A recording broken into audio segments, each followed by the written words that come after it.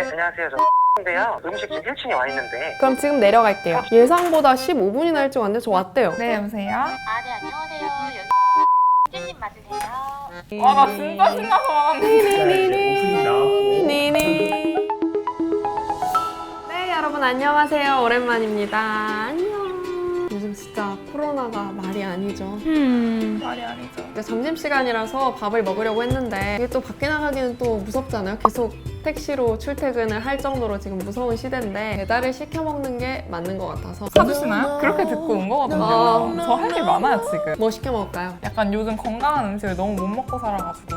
초밥 어때요? 초밥. 초밥 완전 좋아요. 그러면 배민을 켜보도록 하겠습니다. 배민 써요? 네. 저 배달의 민족 많이 시켜가지고. VIP 막 이런 거 아, 아니에요? 그건 아니고 귀한 분.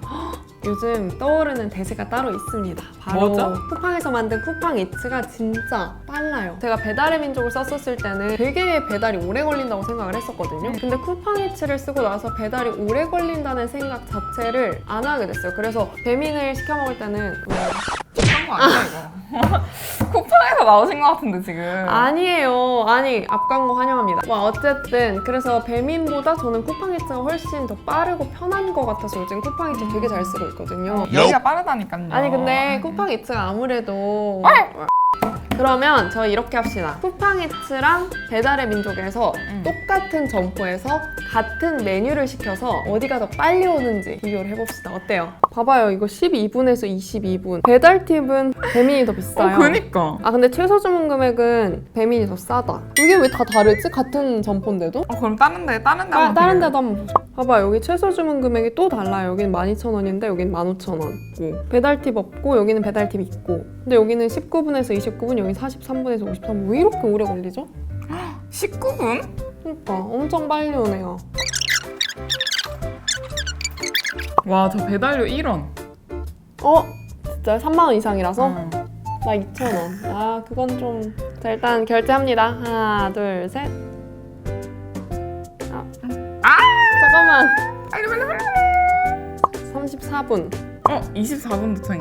아싸! 내가 15분 먼저 도착하네. 저희는 그럼 기다리도록 하겠습니다. 네, 여보세요? 네, 안녕하세요. 저 쿠팡인데요. 음식 지금 1층에 와 있는데. 그럼 지금 내려갈게요. 네, 알겠습니다. 네. 예상보다 15분이나 일찍 왔는데 저 왔대요. 와우, 저 왔어요. 이거 언제 기다려? 아니, 이거 쿠팡이츠도 SNS로 연락 와요? 자체적으로 알림이 와요. 배달원의 위치를 얘네들이 아. 추적을 하잖아요. 그래서 그 추적된 거에 따라서 알림 쏘고.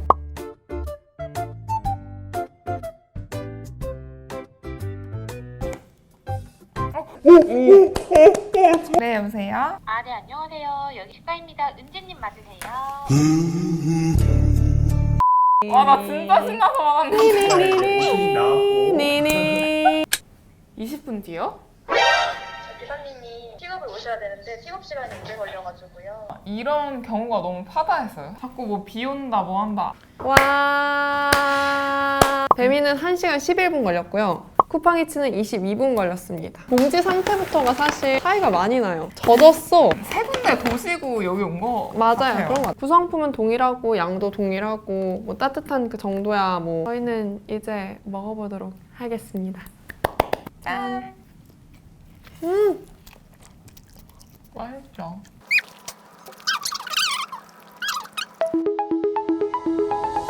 아 진짜 배부르다. 여러분 진짜 배부르지 않아요?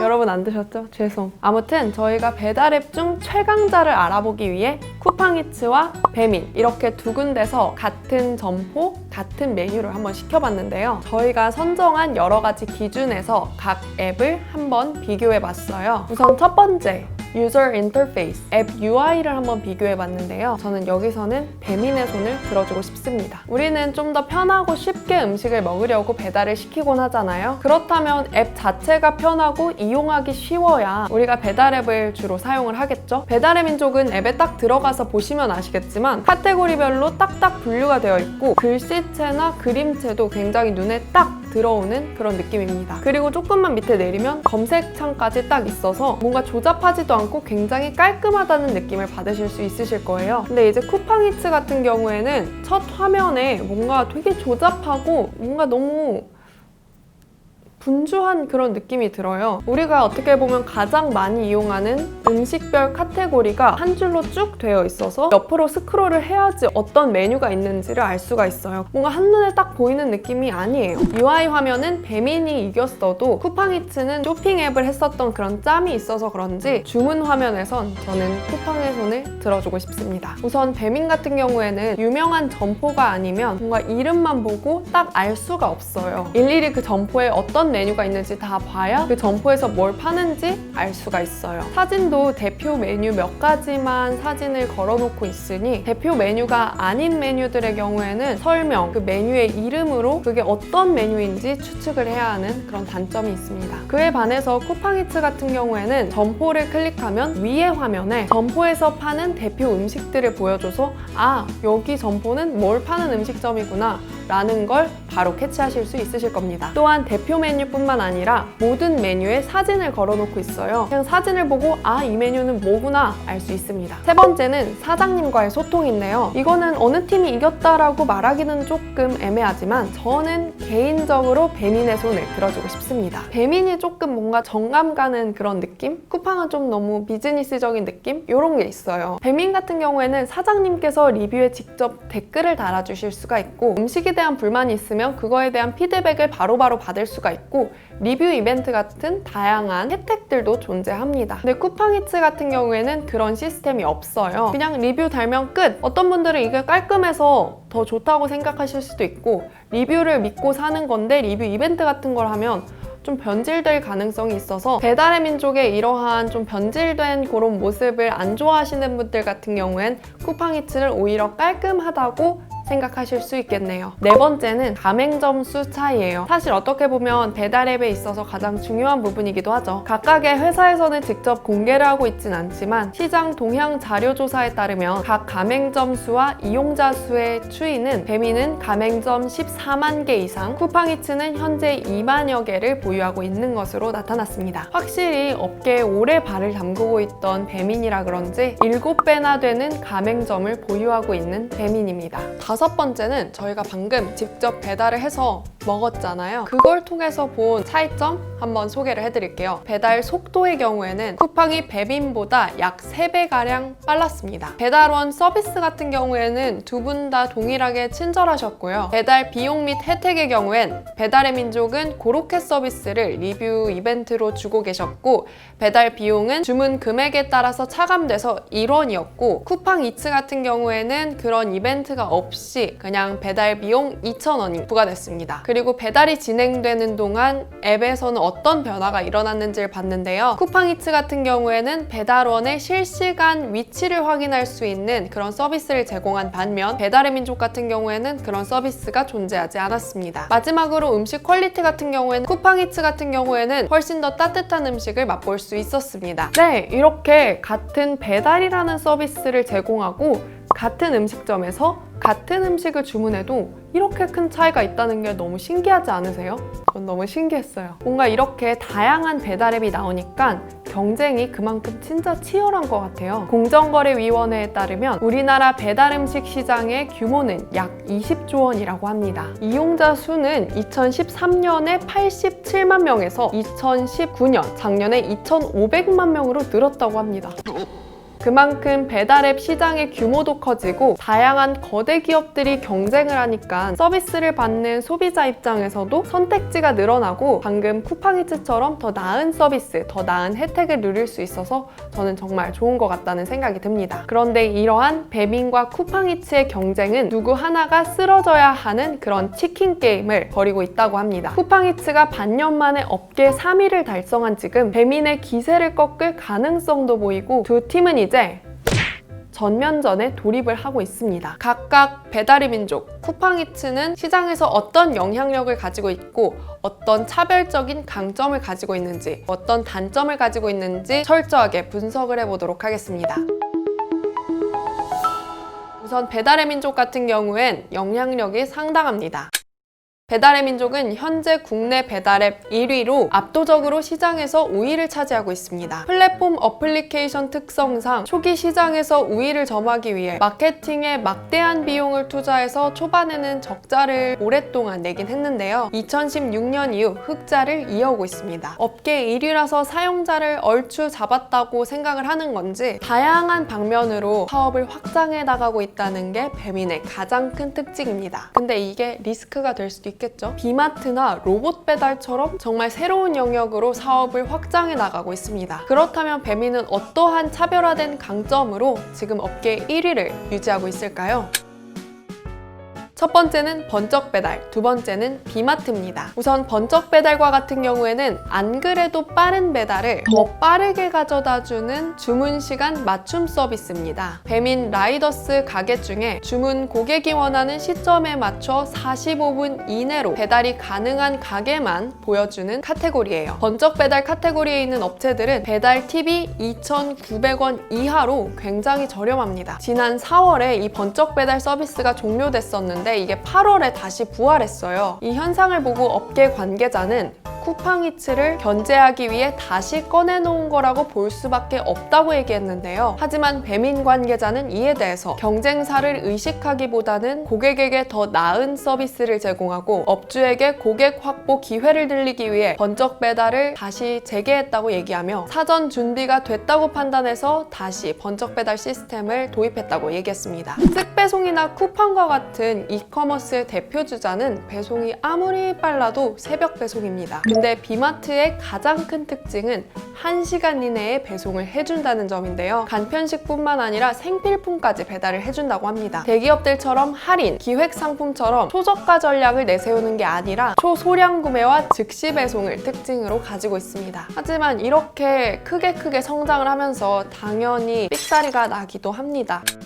배민 비마트가 배민 입장에서는 확실히 강점이라고 할 수 있지만 비마트 출범 이래로 배민의 핵심 사업인 음식 배달을 하는 배민 라이더를 잡기가 굉장히 어려워졌다고 합니다. 배민 라이더스는 16.5%라는 굉장히 높은 수수료를 챙기면서 라이더가 부족하니 지연 배차로 인해 주문한 사람은 하염없이 기다려도 배달한 음식이 안 오고 이미 만들어 놓은 음식은 라이더가 안 와서 식어가고 딱 오늘 저희의 상황이었죠. 세 군데 도시고 여기 온 거?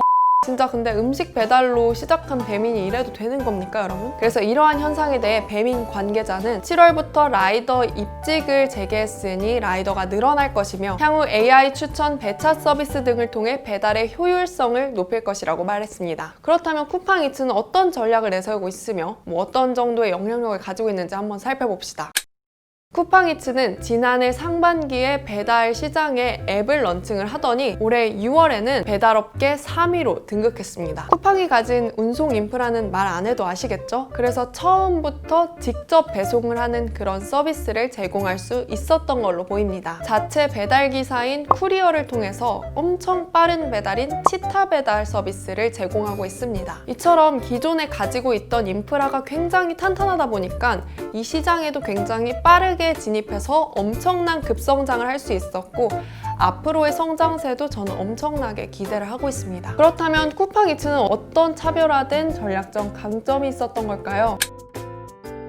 첫 번째는 1주문 1배달 시스템이에요. 일반적인 배달 시스템의 경우에는 주문이 들어오면 요리를 시작하고 완성된 요리를 포장해서 배달원에게 전달을 하죠. 그리고 배달원은 여러 개의 요리를 각 지점에 한 번에 이렇게 배달을 하는 그런 시스템을 구축해 놓고 있습니다. 그래서 마지막에 배달을 받는 손님의 경우에는 상대적으로 조금 오래 걸리고 차가운 음식을 받기 마련일 텐데요. 하지만 쿠팡이츠는 그런 배달 시스템을 아예 바꿔버렸어요. 바로 1주문 1배달 시스템. 주문이 하나가 들어오면 그거를 배달원이 직접 그 주문한 사람한테만 배송을 하는 그런 시스템이에요. 그래서 훨씬 배달도 빠르고 음식 퀄리티도 상대적으로 더 높겠죠? 그래서 아까 쿠팡이츠가 그렇게 빨리 왔었던 거구나. 예상보다 15분이나 일찍 왔는데 저 왔대요.